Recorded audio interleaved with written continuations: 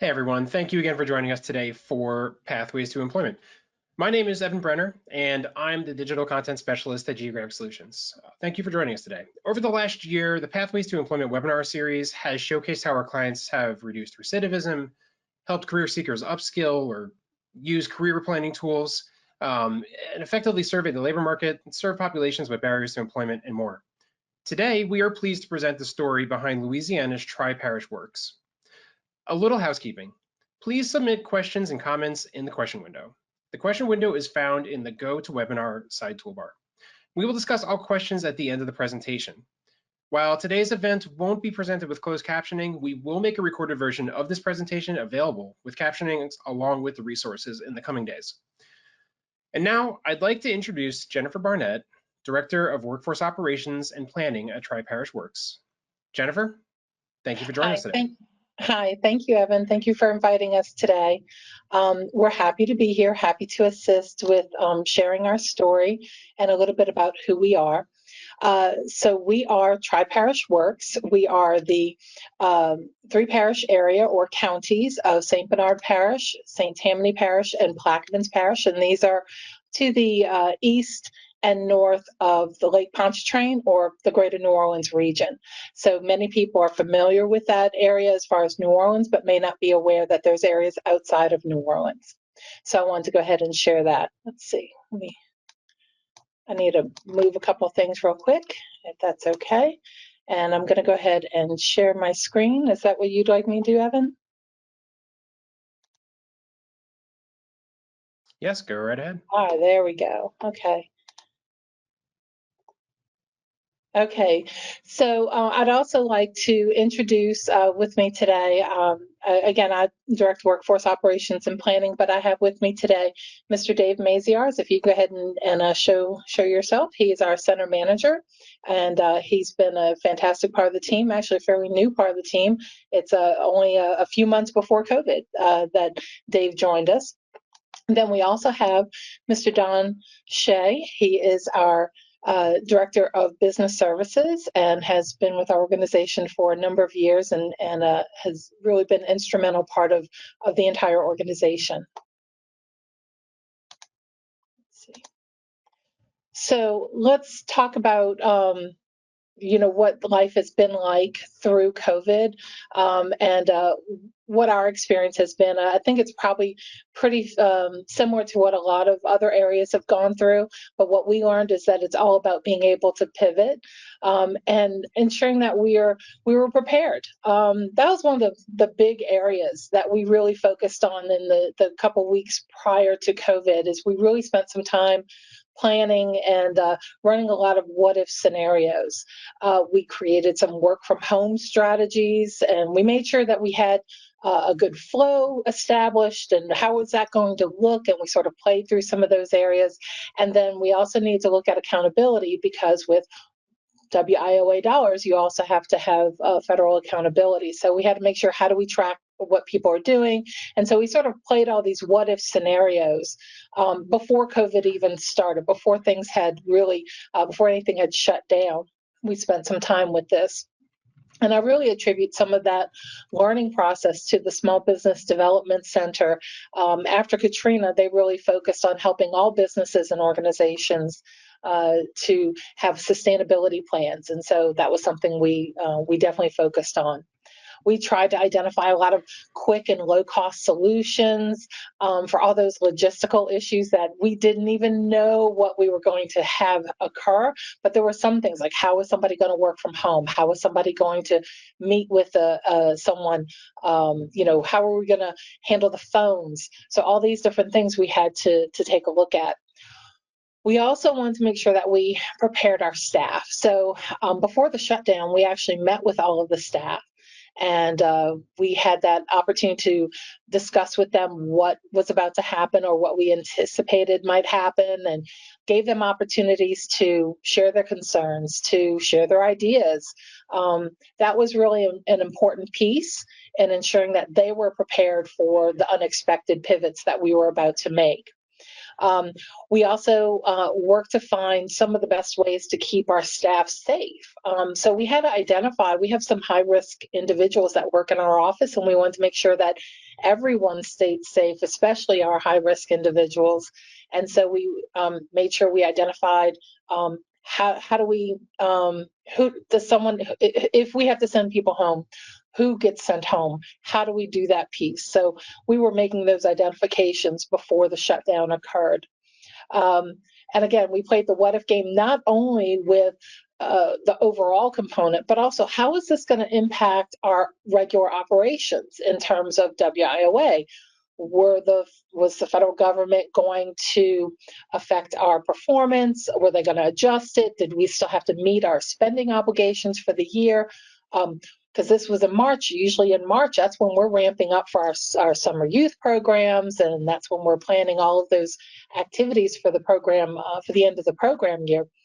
We just knew that this could interrupt everything, but we really initially thought, like I think a lot of people, this was only going to be a few months. We did not expect it to still be with us today. So some of those initial challenges, I think that all of you will probably recognize, but we didn't know how we were going to continue to serve the community and that initial need that they were going to have. And what most of us did learn is that initial need was really about filing for unemployment. We didn't know what the logistics needed to look like. Again, this was all in that planning process and in those early weeks. And again, also keeping the staff healthy. How do we do that? Do we keep our doors open? What happens if the local government closes access, for individuals? What do we do? How do we adapt our staff who had been trained in other areas? For example, business services. You're going to hear Don talk a little bit about his experience. Everyone's role was going to have to change. We were really focused on meeting with individuals, getting them back to work and helping them train. That was our focus as the WIOA staff, the local WIOA staff. And so that was going to have to change. What was that going to look like? And then also that impact I mentioned, particularly youth work experience. At first, we didn't know what was going to happen with our youth work experience. And we had to figure out, we made some decisions that were very difficult, deciding to close out our work experience for youth. And then what did we need to do with them after that? How do we keep them engaged? Again, we thought this initially was only going to be a few months. I'm going to hand it over to Don. I'd really like for him to talk about how this all rolled out for us. Well, thank you very much, Jennifer, and hello, everybody. As you may know by now, we are not the unemployment office, but because we're an American Job Center in partnership with the Louisiana Workforce Commission, we provide services to job seekers so that lots of people in the community think that we actually are the unemployment office. So we had no specific training in helping people file for unemployment. We had just been trained in how to get them listed on the LWC website as job seekers, posting resumes and that sort of thing. But we really learned in a hurry. Some of us worked from home and others went to the office. And in a total of about 3 or 4 month period at the beginning of the shutdown, we fielded 23,000 calls and texts and emails from some very, very frantic people who were panicking. And we heard some absolutely heartbreaking stories that were very stressful for us as well. But the good feelings overcame the stressful feelings when we knew we could help someone. And many of those clients called us a real lifeline in a tumultuous time of major uncertainty and fear. And let's remind ourselves that just as the healthcare system is not prepared to handle an epidemic of this scope, this proportion, neither is the unemployment system. And so we had to keep reminding ourselves of that because that's what we were up against, and this was not the way it was going to be forever. So all of us at Tri-Parish works completely dropped what we were doing. We focused strictly on UI claims during that period, and we worked 11-hour days, 6 days a week for about 4 months. And in the beginning, the volume was so strong that we had a 5 to 6 day lag in returning phone calls. But by the end of that period, we had it down so that every call was responded to on the same day that it was placed. On an upcoming slide, Dave will talk about some of the tools we, mostly him, used to guide us through all of this. But to me, the most valuable thing that was the tracking and flow and accountability measures that really made us feel closer as a team even though most of us work remotely and alone. And that sense of team continues to this day. Back to you, Jennifer. Very good, Don. And so I believe that most everyone who's on the call should have some version of a virtual one-stop system. Ours is called Hire in Louisiana. So Louisiana Workforce Commission is our partner in all the work that we do, but particularly in our the Hire system is what we call it. It's where people go and they log in to look for work and post jobs. Employers post their jobs. But we primarily always worked with WIOA and the Wagner Pizer. So if you look in that bottom right-hand side, that's typically the realm that we worked in. So when all this happened, we had to self-teach the unemployment system because everything was moving so rapidly. But we wouldn't have been able to do that had we not already been familiar. We learned how similar the systems actually were. So it actually opened our eyes to greater partnership and took a little bit of fear out of something that we used to say, oh, that's unemployment and we can help you get logged in, but you're going to have to kind of take it from there. It really opened up our opportunity to serve the community even more with more open arms because we had become intimately familiar with it. And then Dave, I wanted you to talk about some of the tools that we've been using for this transition that we made for this pivot. Thank you, Jennifer, and hello, everyone. As we've been describing, the challenges were immediate once they hit us and put us into a mode of trying to coordinate all the efforts, especially with so much of our staff offsite. So the tools, many of which you see, not all, but many are listed here. I guess I should start with a caveat that we're not necessarily endorsing any of these particular products or tools. There are many out there as far as collaborative platforms go. These are the ones that we used and found the pairing to be effective for all of our uses. We've talked about the familiarity of the UI system within the GSL virtual one-stop. So that was the first core relevant, and that really wasn't it was an obvious choice, the only choice we had to start with, but there was kind of training on the front end of that. But then how do you make it all start to fit together and work? So we opted to go with OneDrive, utilizing Excel. Excel was a product that I guess to start with everybody was most familiar with. And allowed us the tracking of the mass of calls that was coming in. And I guess to touch base on that, just each decision kind of starts to create a new set of potential questions or additional decisions that need to be made. So as Don had referenced, the volume of the tens of thousands of calls we received in such a short period of time, one of the things we realized as we started to document all these calls coming in so we could do the callbacks was that we couldn't keep up with them. Not just the 5-day lag in making the calls, but just to keep track of all the calls that were coming in on a sheet. So one of the things we did is we looked at our switchboard and said, let's program a backup, and we manned a rollover. So we had 24-hour rollover of all the calls coming, so we could double down and have two people updating. And the OneDrive environment was absolutely critical to allow that interactive use to track. But then as soon as we got to that win, so to speak, we realized that now how do we stop from stepping on top of each other, especially since we weren't sitting side by side.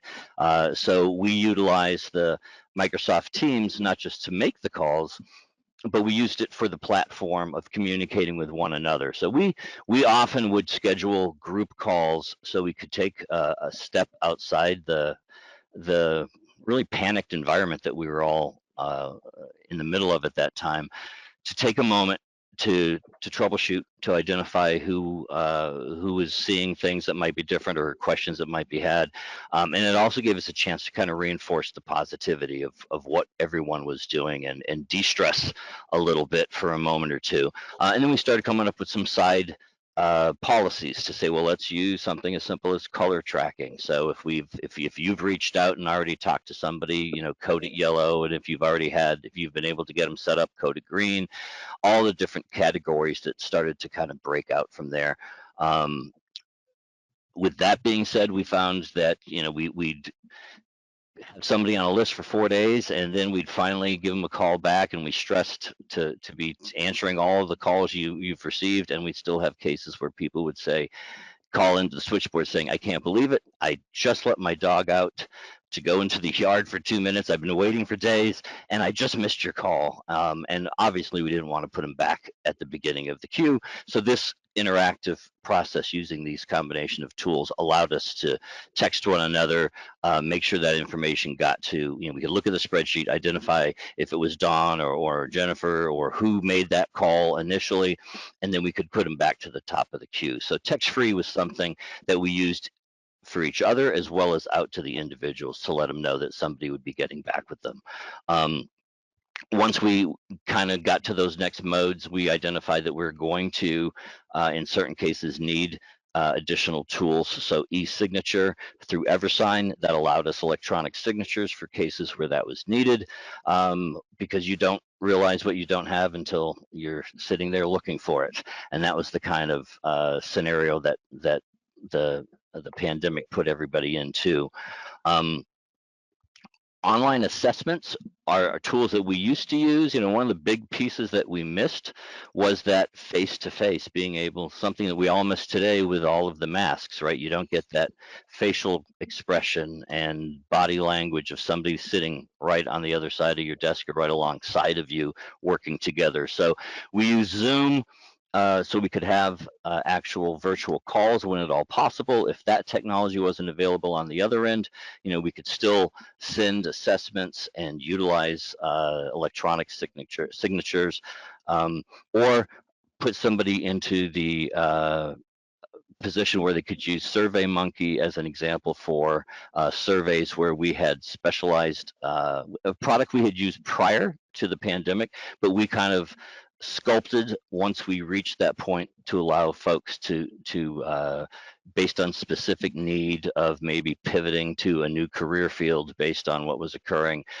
give them a chance to kind of start setting not just unemployment, but a search for new employment or reemployment in motion already.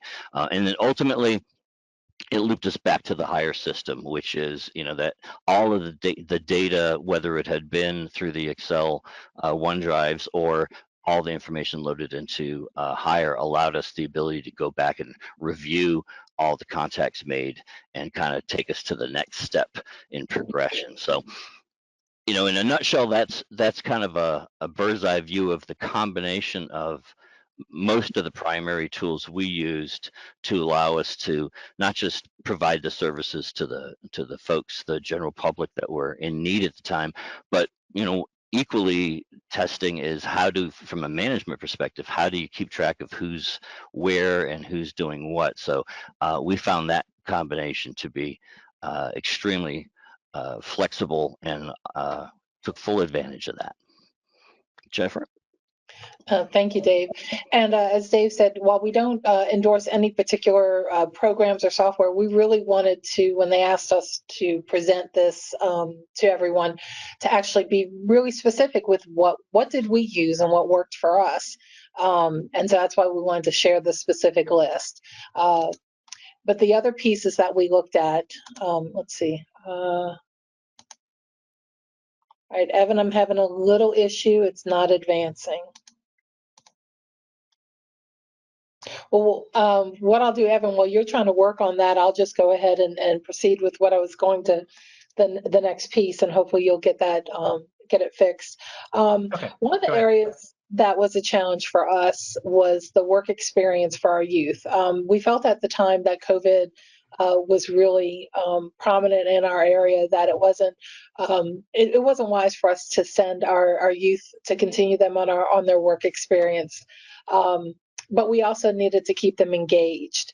So we really focused on trying to find some tools that we could use to keep them engaged. And we did find an online work readiness program where we were able to incentivize classes that they were taking online as part of this work readiness program. So that really has led us to get more creative in an area where we traditionally focus on only work experience. Now we actually combine our work readiness online program with our work experience and as far as the incentive structure. So that's been a change, a long-term change.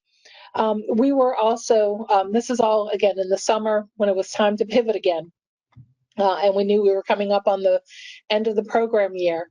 We also had to make sure that we were expending the dollars that we needed to spend. We didn't appear that we were going to get a break. None of us got a break from the performance. So we had launched what was called the Skill Up campaign, Skill Up 2020. It actually then rolled over to Skill Up 2021.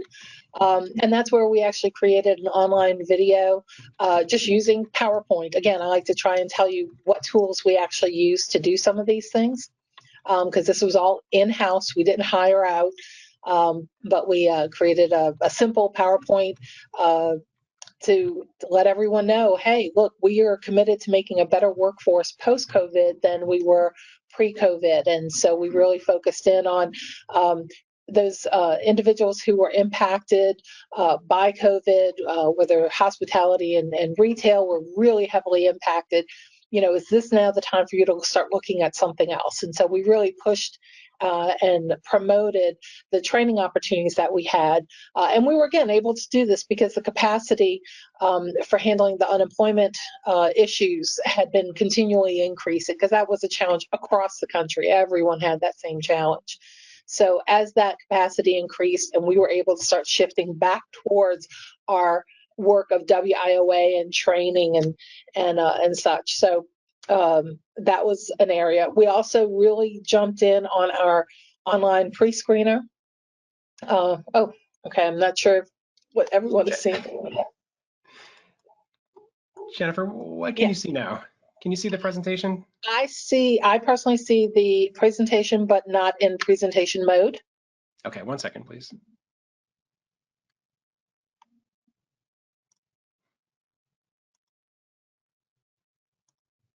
You should be able to, from there, and then we can just click through. What do you see now? Still see the It's just the opening slide. the editing version. Okay, 1 second, please. So I'll just keep going. Evan, you stop me if you need me to check on something else. So we mentioned, Dave mentioned about how we use SurveyMonkey. We've used SurveyMonkey for years. And we developed an online pre-screener. Really, the whole purpose was to identify whether or not someone was or was not likely eligible for WIOA, particularly training services. So someone who was interested in training or had heard about us and they wanted to take a look to see if maybe they were interested. This was a quick way for us to get an idea of what they were looking for and if they were likely eligible. So we really leaned in hard on oh, there we go. I'm seeing the screen. Are y'all seeing that? So we really leaned in heavily to the training component and really making that better workforce post-COVID. And we received over 1,000 online pre-screeners in the last year through our use with SurveyMonkey. And again, it's just pretty simple, straightforward, generates an Excel spreadsheet that we then send out to everybody. And so again, we've developed these different processes. And then I was going to hand this over to Dave. I'm sorry, to Don. What work were you doing with the business services component as we started to switch back? Well, of course, now we're in midsummer, as you said a minute ago, Jennifer, midsummer 2020, and so we're pivoting again away from helping with UI back to whatever the new normal was going to be for our prior roles.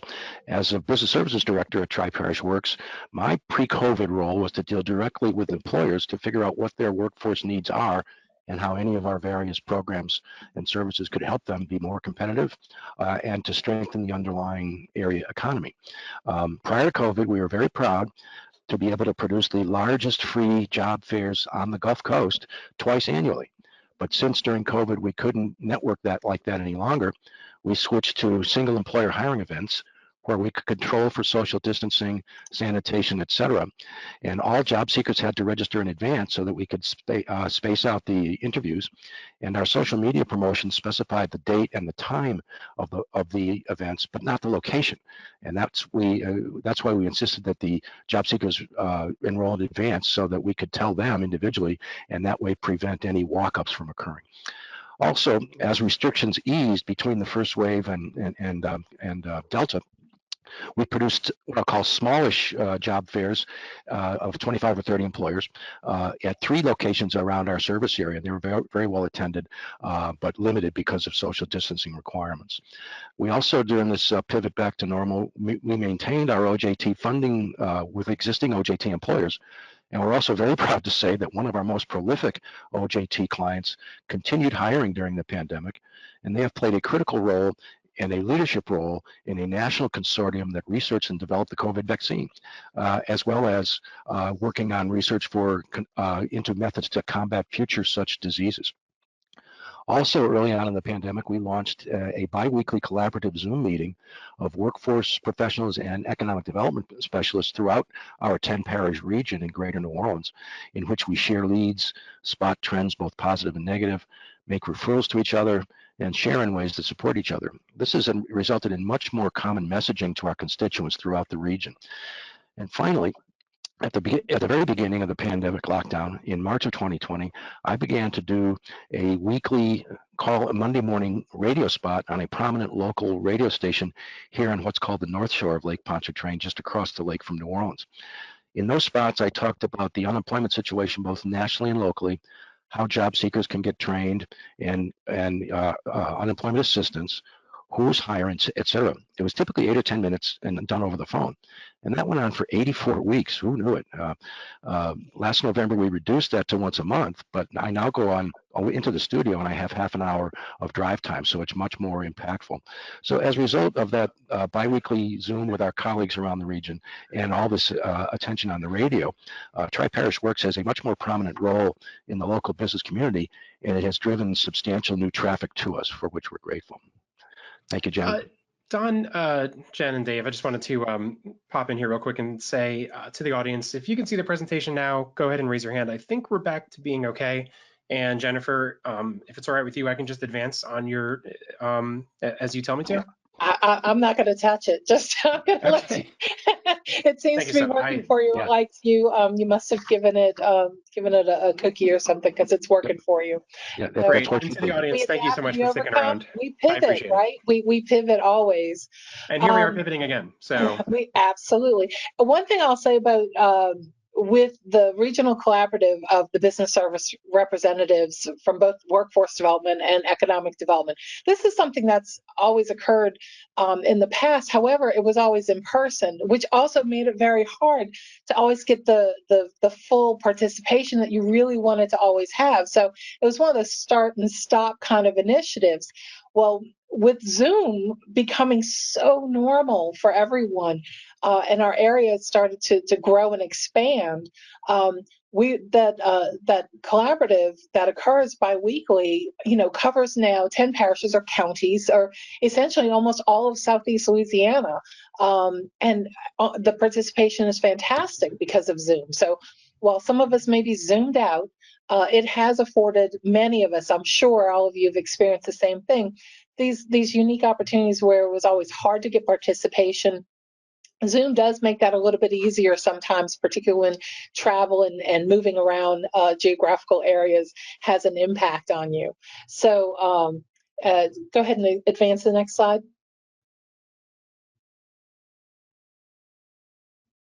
So we want to take a look. Where are we right now? Well, in 2022, actually we're now nearly 24 months later, but we're 22 months later, 18 months later from the pivot that we had to make. We're definitely more bendy. If any of you have ever watched Friends, we're more bendy now. Also, technology really helps us to reach more rural and underserved populations. And we're really excited about that piece. Dave, did you want to talk some more about our flexibility now?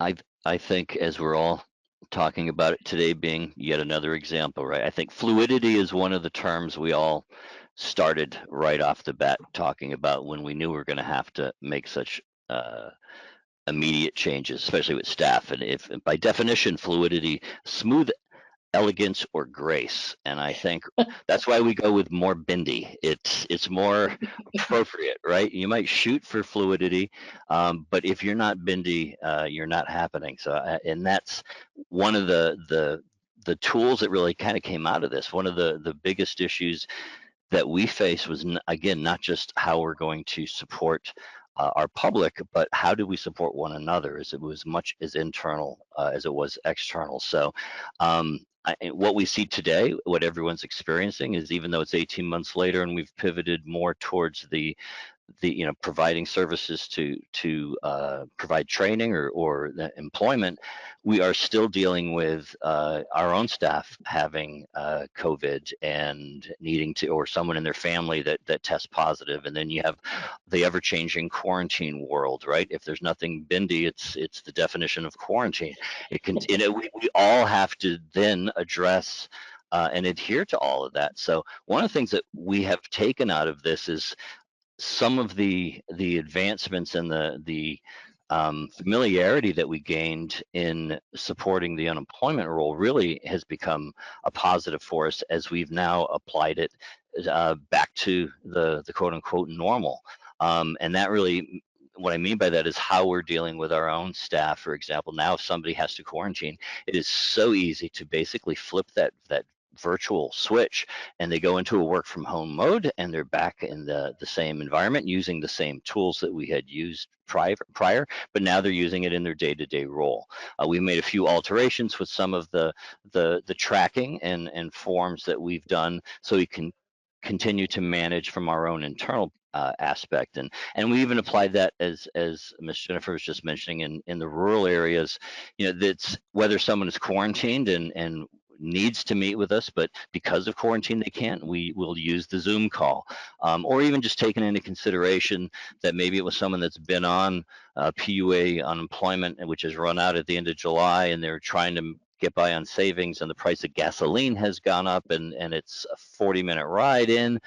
We don't need to have that person get in the car and come see us. We can push a button and meet with them virtually, and those skill sets have developed as well. So I guess that's the bendy is something that we try to take with us as not just a badge of honor from where we've been, but really to apply it moving forward so we can better ourselves in what we're providing. Jen? We've also gotten more innovative with some of the things that we're doing. So prior to COVID, we had talked about funding locally funded incumbent worker training. We didn't have a lot of policy written about it, guidelines and processes. And that's something that we were able to develop over the last 2 years. And so now we're jumping more into that so that we can improve the workforce that is still working, and maybe create some new backfill opportunities to bring some new people up into the workforce. We've developed better partnerships in the community. There are just so many amazing organizations out there, and so many organizations that our counterparts all around the state, and others even outside of the state, that we've all worked together to try and get through this process. So many went through the same thing. We weren't the only ones who kept our doors as open as we could. There are other areas to our north and east, Go Jobs, they were able to keep their doors literally open to the public, where we had to actually close to the public. So there's so many opportunities to partner, and we learned so much from our partners, and that resiliency and knowing that we weren't alone, that really helped all of us. And I'm sure that many of you felt the same thing. But I'll also say we were able, unbelievably, we were in between COVID-1 and the Delta. We were able to put on the largest job fair we had ever put on. We had well over 150 employers. And it's amazing to us that we were able to do that after a year of having to cancel these job fairs that were so near and dear to us, to then turn around and put on the largest one we ever had. And I would say probably the best piece of this. One, I'm extraordinarily proud of our entire team, but I really feel like our team feels like they can do anything now. There's nothing they can't get past, and many of them had gone through Katrina, had gone through other hurricanes and other disasters, and so we know there's a little trauma involved with some of these changes. But this team stuck together, and they really leaned on each other, and I think they've come out of this stronger for it. And again, they just really feel like they can accomplish anything. Next slide.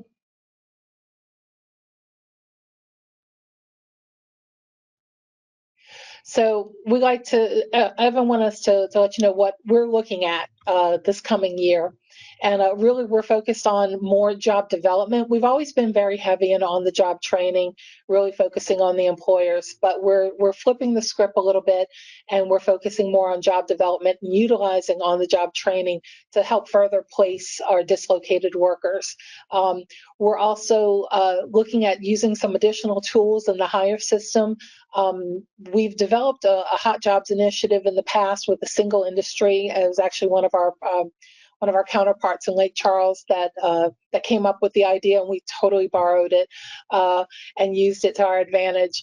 And we're trying to build that piece out where we'll be able to develop some candidate pools via industry. So by industry, we'll be able to have these candidate pools that'll help streamline the opportunities for people to apply for positions or express interest in various different positions, because we hear from job seekers all the time how frustrated they get that they have to fill out, tens of and dozens of job applications, every single week, and the frustration of them filling out, not getting any responses. We're hoping this streamlined process will help in making some of these connections, and particularly utilizing OJT where appropriate. We're also looking at our partnerships with a local organization called the Data Center in our Greater New Orleans region, and some of our other partners in economic development, to really try and understand get a better handle on what's driving the low participation rate. Because I think everyone has heard about the Great Resignation. We've been hit with that. Our participation rate prior to COVID was just under 60% to 59.7%. And now that participation rate has been hovering around 56%. And that's a huge hit for our area. So we're really trying to figure out of the 50 or so variables that drive participation, whether if it's childcare or if it's just wages, or, why are people staying out of the workforce, and why are we challenged with trying to find workers for the businesses. We're trying to really narrow it down so that we can make some headway and move that participation number back up to where it was prior to COVID. And then also looking at better ways to engage the RESCA clients, those individuals who've been profiled to have a harder time. And again, we're going to be using, Hire to do some messaging around that. And so wanted to just sort of let you know kind of what's on our horizon as COVID allows. We'll have our job fairs. We had a big one planned for March. And we are having to pivot a little bit, may have to delay, might shift it a bit, just to make sure that we have the job seekers for the employers, because that's always key. Of course, you want to keep your employers happy. Next slide. So sometimes people have asked us, what kind of lessons did we learn through this process, and what are we still learning? Resiliency and sustainability plans are critical. I learned that from Katrina and carried that forward in what we did here. And I would say that planning and playing out all of those what if scenarios, there's nothing's off the table. And that's the key when you're developing that plan. What is the absolute worst that could happen? And then what do you do about it? And then work backwards from there. Preparing your staff for the changes. There's nothing worse than staff not knowing what's happening. So preparing them in advance of what might come, what our plans are, what we're doing, that was also very critical. Making sure they know if they need any tools, if there's anything they need, that they can always let us know. Also being very mindful of the strains on staff. We had a staff member who, and the thought of not being able to go out and be in the community on a regular basis was devastating. And we saw it affect that person over time. And so once the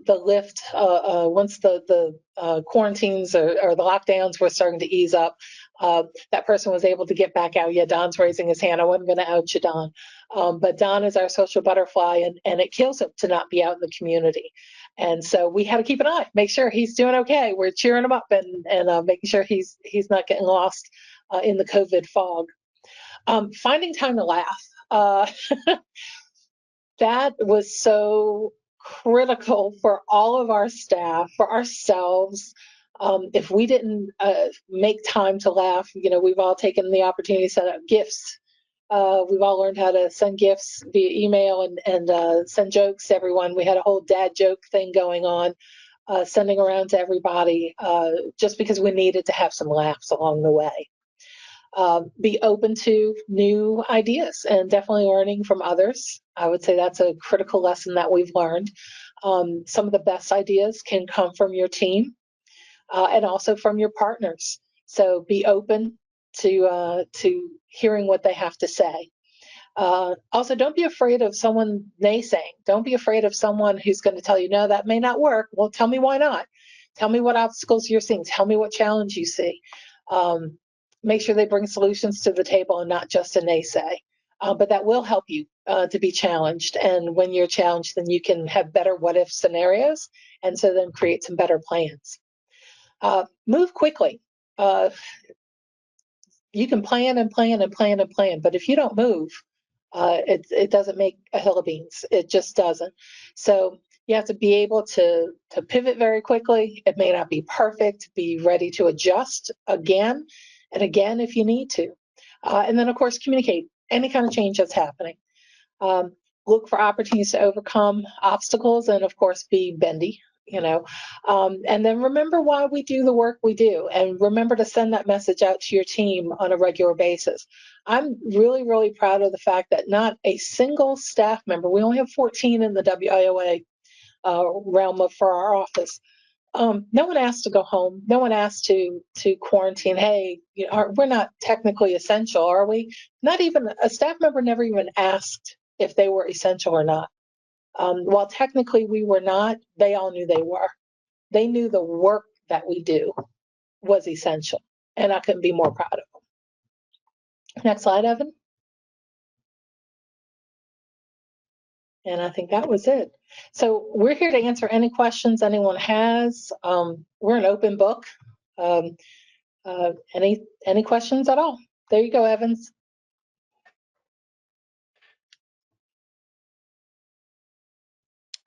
Hey, Jennifer, Don, and Dave, thank you so much. And to the audience, thanks for sticking with us through those technical difficulties there, all 97 of you. So I'm very impressed, and thank you so much. I appreciate it. And also to my team members who reached out and gave me some advice here. I'm going to go through the questions because I know we do have a lot, and I'm probably just going to go ahead and unshare my screen for now. If anybody needs this contact information, you can please go ahead and reach out to me, or I'll put this back up at the end, but let's look at some of these questions here. I think one question I just wanted to kind of, off the top of my head is Don, going from, working with business to working with unemployment insurance claims and claimants, what were a couple of things that, a couple of lessons that you took away from that transition to that, and then going back to working with business leaders again? Well, I think we learned to be good listeners and empathetic. I just can't overemphasize. So people would cry on the phone. They couldn't get through to the main line, or they had no verification that they became unemployed. Just all kinds of technical difficulties that we knew nothing about. And so that made me more sensitive to the needs, not only of those job seekers and those poor unemployed people, but what we could anticipate down the line from employers as we tried to re-energize. So. Thank you, Don. And then, Dave, another question I had is what kind of looking into 2022, what kind of tools do you see, or what kind of trends are you looking at for the next year?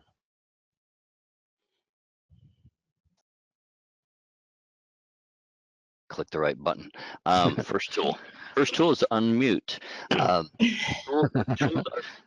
is probably one of the areas. I think the platforms themselves, we are looking to invest time to continue to monitor and test and check, because they all have strengths and weaknesses, and we're learning that as we're utilizing them. So I think some of the tools are going to be more from the comparative standpoint now, to try to make sure we're getting the best efficiency out of the tools we're using.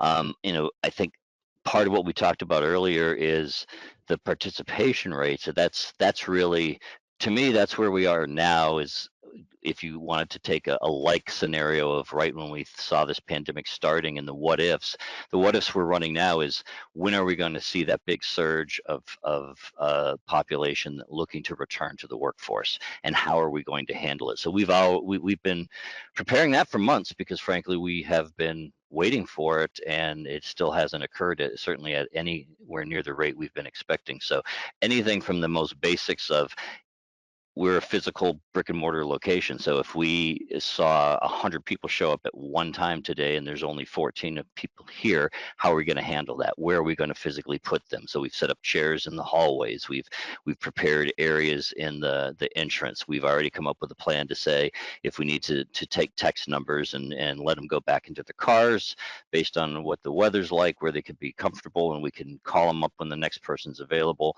We're looking at virtual kiosks to try to help potentially increase efficiencies there. But we're also trying to balance our abilities and our staying cost efficient as well. So those are a few areas that we're looking at right now. The largest probably is, how will we be able to stay bendy and to compensate for the push when it does come, whenever that is going to be, when those folks are going to be looking to re-enter the workforce. Thank you. And Jennifer, with regards to job fairs, I think we kind of talked about this when we were, talking about this event, but how do you see job fairs for the next couple of months? Are you thinking hybrid, or in person, or both, remote? Right now, we're probably really focusing on probably some strategic job fairs for industry-specific smaller events, higher focus on the actual interview process, so we can ensure that we still have the social distancing and such. But also, there's a lot of work that goes into a major job fair, and so that's one of those areas where it's very difficult to pivot if we were to get another strain of COVID, whatever comes after Omicron.